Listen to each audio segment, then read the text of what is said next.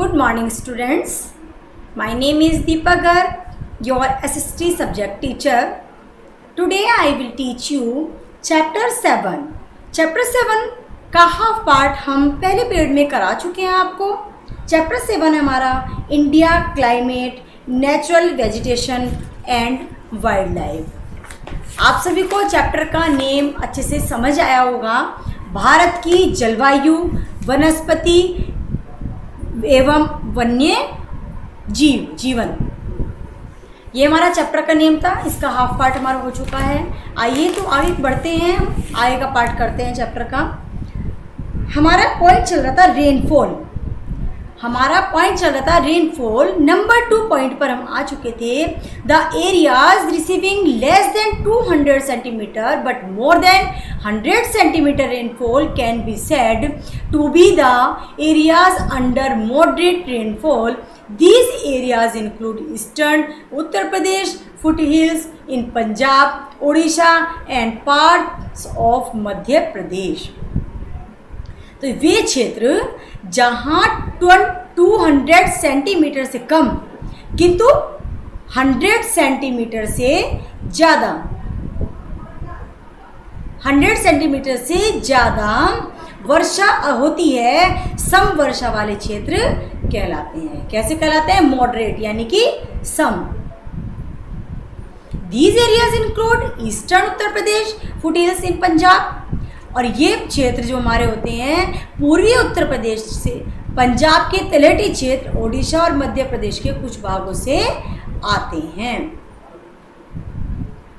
Next होता है हमारा number 3. The area receiving less than 100 centimetre but more than 50 centimetre can be said to be the areas under low rainfall. These areas include western Uttar Pradesh, Haryana, eastern Rajasthan, parts of Punjab and the hilly Deccan areas. वे क्षेत्र जहाँ 100 centimetre से कम but 50 centimetre से ज़्यादा वर्षा होती है, वही न्यून वर्षा वाले क्षेत्र के अंतर्गत आते हैं. अंडर लो, न्यून. नंबर 4 होता है हमारा the area receiving less than 50 centimetre rainfall can be said to be the areas of scanty rainfall. These areas include parts of Gujarat, western Rajasthan, southern Haryana, south western Punjab, Ladakh in Kashmir and parts of Himachal Pradesh. तो वे क्षेत्र जहां 50 centimetre से भी कम वर्षा होती है, अल्प वर्षा वाले क्षेत्र कहा जाता है. इन क्षेत्रों के अंतर्गत गुजरात के कुछ भाग जो पश्चिमी राजस्थान, दक्षिणी हरियाणा, दक्षिण पश्चिम पंजाब, कश्मीर, लद्दाख, हिमाचल प्रदेश के कुछ भाग आते हैं. लाहौल स्पीति तथा किन्नौर आदि आते हैं. नेक्स्ट इंपॉर्टेंट पॉइंट होता है नेचुरल वेजिटेशन. हिंदी में कहते हैं प्राकृतिक वनस्पति. Vegetation include grasses, bushes and trees.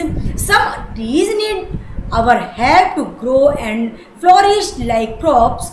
Some trees grow of themselves. They are called natural vegetation. तो वनस्पति के अंतर्गत घास, झाड़ियाँ और वृक्ष सभी आते हैं. कुछ पौधों को उगने और वृद्धि करने के लिए हमारी सहायता की आवश्यकता होती है. जैसे फसलों को कुछ पेड़ पौधे स्वयं उग जाते हैं और वृद्धि करते हैं. इस प्रकार के पेड़ पौधों को हम प्राकृतिक वनस्पति कहते हैं. Due to diverse climate condition, we find a large variety of natural vegetation in India. The monsoon have massive effect on India's climate and vegetation. We can divide vegetation in India into 5 types. तो विविध जलवायु परिस्थितियों के कारण भारत में विभिन्न प्रकार की प्राकृतिक वनस्पतियां पाई जाती हैं, जिनको हम अपने 5 भागों में डिवाइड कर लेते हैं. ये जलवायु हमारी और वनस्पति पर व्यापक प्रभाव भी डालती हैं. तो आइए स्टूडेंट, नंबर 1 होती है हमारी ट्रॉपिकल एवरग्रीन फॉरेस्ट, उष्ण कटिबंधीय सदाबहार वन. तो these are also rainforest. These are found in the areas with heavy rainfall, and evergreen forest remains green throughout the year. That is, the trees do not shed all their leaves at one time. The important trees in them are rosewood, mahogany, ebony, etc. We can find evergreen forest in the western Ghat and northeastern hilly region.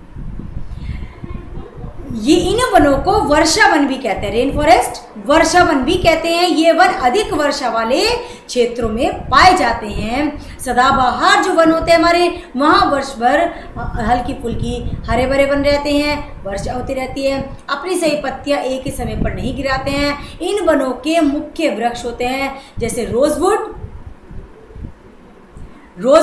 Mahogany के बाद आता है हमारा ebony, mahogany, ये होता है हमारा ebony.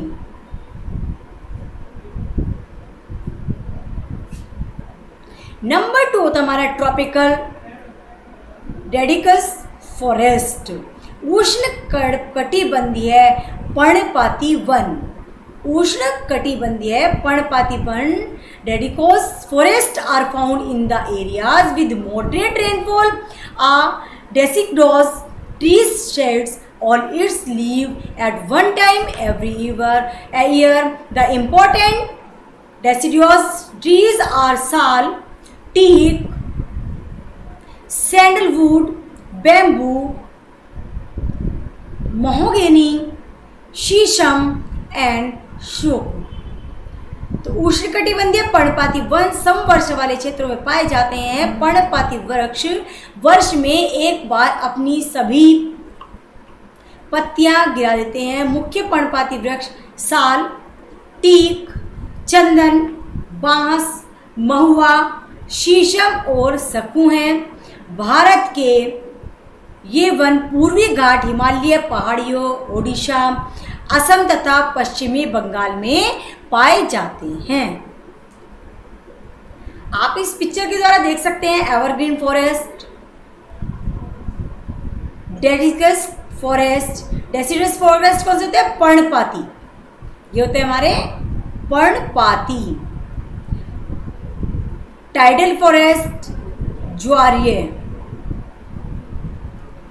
थोर्नी forest कटीले, जहां कांटे वाले वृक्ष होते हैं। कॉनिफर्स शंकाकार,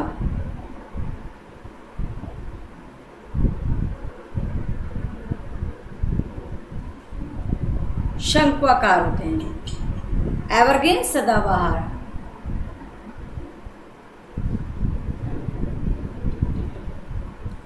नंबर 3 हमारा आता है tidal forest. These are also called mangrove forest. These can survive in saline water. We can find tidal forest near the sea coast in the deltas formed by river.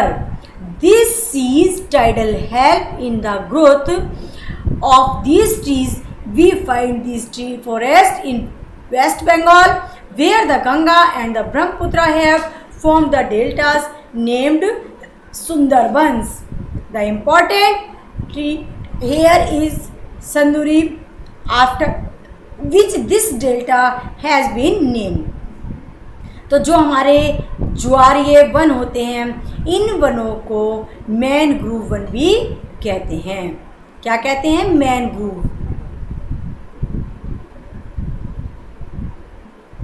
Mangrove one भी इनको हम कहते हैं।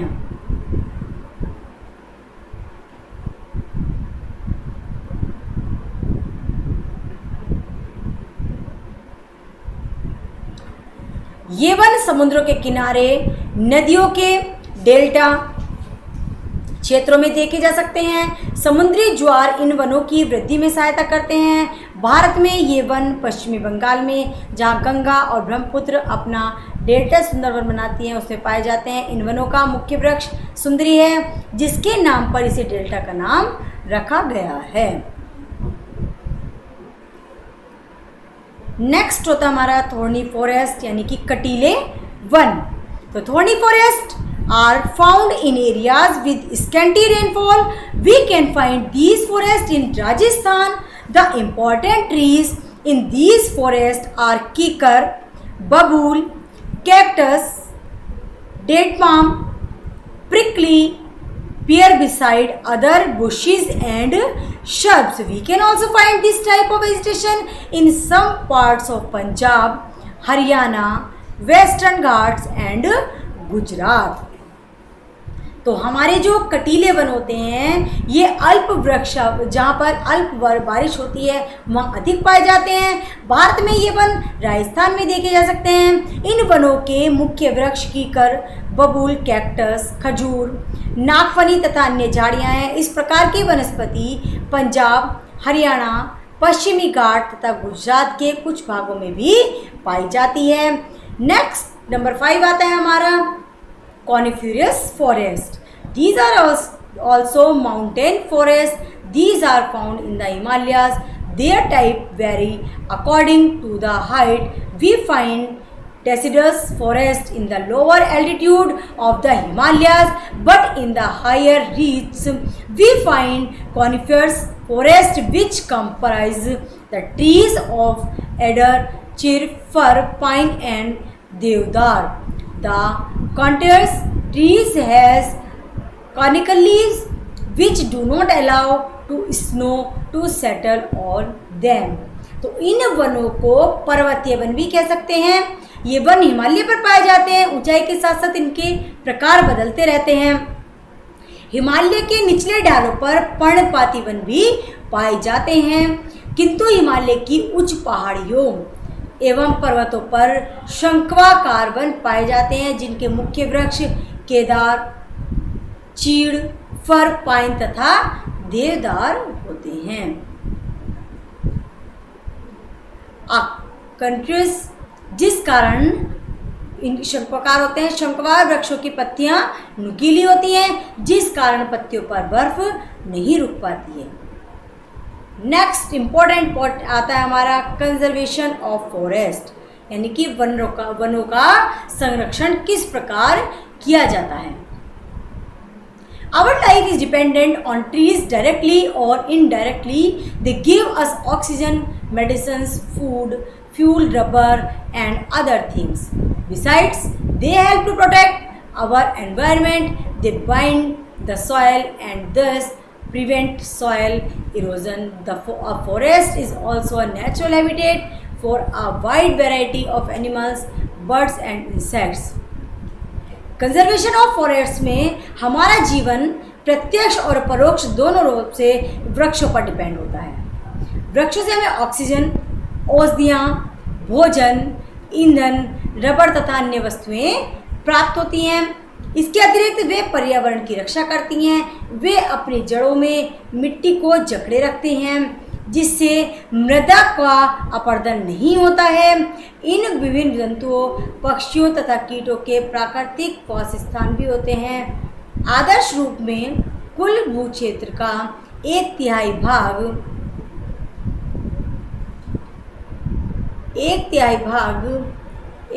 भाग ही वनों में ढका रहता है। बड़े स्तर पर वनों का कटान कई समस्याओं को जन्म दे देता है। The government runs Van Mahotsav in order to plant more trees. Many social organizations are also helping in this case, cause the Chipko movement was started by Sundarlal Bahuguna in 1974. This movement was characterized by hugging of trees by the people so as not to allow them to be cut down. You should plant trees on every available space.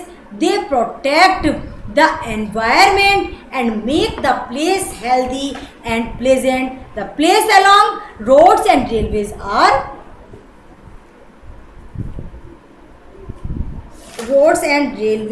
are ideal place for plantation of trees as they absorb the pollution caused by vehicle तो देखिए student, जिनके अनुसरण से नए पौधे लगाए गए और लगे हुए पौधों को संरक्षण प्राप्त हो सके, सरकार नए पौधे लगाने के लिए वन महोत्सव भी मनाती है। कई सामाजिक समितियां भी इस कार्य में सहयोग कर रही हैं। सुंदरलाल बहुगुणा द्वारा सन 1974 में चिपको आंदोलन आरंभ किया गया था। इस आंदोलन के अंतर्गत लोग वृक्षों से लिपट जाते थे जिससे उन्हें कोई काट नहीं पाए। आपको भी प्रत्येक उपलब्ध स्थान पर वृक्ष लगाने चाहिए। ये पर्यावरण की सुरक्षा करते हैं तथा आसपास के स्थान को स्वस्थ और सुहावना बनाते हैं। सड़कों और रेल मार्गों के किनारे वृक्ष लगाना सबको से आदर्श है। तो स्टूडेंट्स, आज के इस पीरियड में हम अपने चैप्टर को यहीं स्टॉप करते हैं। बाकी का चैप्टर नेक्स्ट पीरियड में करेंगे। Thank you everyone. Stay home, stay healthy.